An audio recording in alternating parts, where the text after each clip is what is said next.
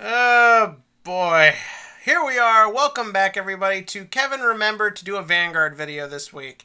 And I'm kind of glad I skipped last week because I'm just going to put it right up here on Front Street. I have nothing really to say about last week's episode. Like, this was. Can we point this out for a minute? We just spent 4 episodes, 2 hours worth of screen time in one place, more or less on the same subject. Like, oh boy. I'm pretty sure I've brought 7 videos before. I'm getting sort of sick of the fact that Vanguard has spent 8 years largely set in one location, only ever inhabiting the same 5 or 6 locations. Now they're just fucking with me. Like, oi. This was kind of a waste of time, especially because once again everything just built up to the last like 2 minutes of the episodes. Like, that's ultimately it. Everything was just building up to the end of this week's episode where Eska reveals, yeah, I knew about Masaki's parents and I was involved with them and I looked up to him and I liked him and you're an idiot and I don't want you to run the shop and stop masturbating to me. So, yeah, that's where we're kind of at. We're essentially just using episodes as filler times, that way we can get to big revelations. Now, hopefully, next week we'll actually focus on something, but for now, here we are. The one thing I'll say about last week's episode, it was fun that we just had an episode focused on a fight. There wasn't a lot of jump cutting, there was a lot of focusing, and a token versus token battle is pretty interesting to watch, considering that will be a thing in all things considered, not a long amount of time. Though that being said, it mostly just has me reminded that we will be, ironically, almost a year to the day in Neo Nectar format fairly soon, people. Remember that. We're going back to that. Yay. But I mean, like, I can watch those on YouTube. Like, that's all there is to it. So that episode was mostly wasted. There's a scene where Shin sniffed Mikuru, which, once again, makes me think that someone needs to call the police. Oh, and also, Shin finally gets there, and, everyone's like, oh no, she wasn't kidnapped. We saw them drag her! She never agreed. They never had that scene. Like, no, I refuse to believe this. She was kidnapped. She's got Stockholm Syndrome. Call a shrink. That is what's going on here. And then, everything in the makeup room and all of that, and I'm not the only person making this joke, so it's not just my weirdness. Like, no, this was weird, man. So, also the animation with the makeup is really inconsistent. Sort of like what I was getting at with the last video of, this is why you generally shouldn't put makeup on an anime face unless that was part of the design to begin with. But that's, okay, that one's more of a nitpick. I'll admit to that. But then we get into this week's episode, which is a little bit more interesting as much as I really just like Nanan. Like, I love the way the actress chews scenery. I love the faces the character makes. I love how sort of out there she can be 1 minute and then actually legitimately kind of a fun, threatening minor villain the next. Like, that's all really good and entertaining to watch. The big thing is obviously we get her backstory. And I do appreciate her backstory is a little more than, say, someone like Asuka or a lot of other henchman type characters in these shows, where you only ever learn the backstory aspect and how it proclaims to how they met the person and just that. We get a little more inkling into who this girl is like, and I almost wonder if there's a bit of commentary there. Like, she was this girl who was perfect and at the top and never really knew failure, and because of this had a hard time connecting to other kids her age, had a hard time relating to kids her age. I think there is sort of something interesting to be said about that, the idea of how perfection can sort of affect you, or what it means to feel like you have to always be on top, and how that affects how you relate to people. And then when she meets Eska, and she finally gets beat at something, and she feels like she has to aspire to something.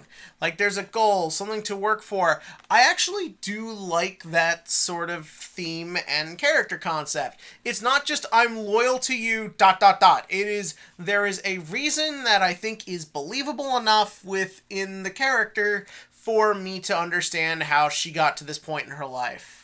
I also like sort of the way the dynamic between her and Eska is presented.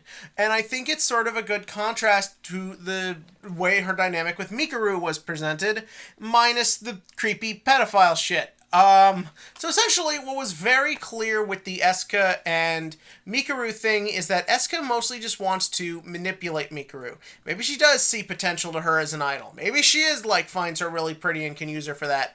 But all joking aside, the main sort of idea here is supposed to be that Eska wants to manipulate Mikuru to take advantage of the situation. Maybe getting Mikuru on her side will help influence Shin, or maybe it's going to just be better in the long run, but that is the sort of feeling to it. That's also why it actually gives off weird pedophile vibes. Yeah, I'm gonna peel the curtain back for a minute. Essentially, a common way that control and manipulation is represented in media is through things like being overly touchy or overly clingy, or putting someone in sort of a not necessarily vulnerable, because ultimately we know Eska has no desire to actually physically hurt anybody, but put them in a situation where they have all the control.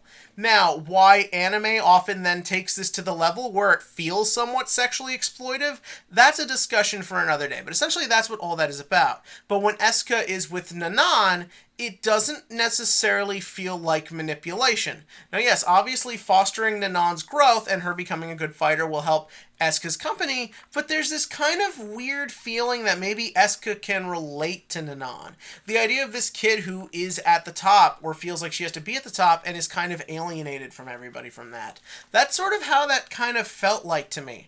Ultimately, Eska maybe sees a kindred spirit in this kid and is mentoring to her. It doesn't really feel like a manipulative relationship or dirty or anything like that. It really unironically feels like Eska does want to help this kid. Or again, that's how it at least seems to me.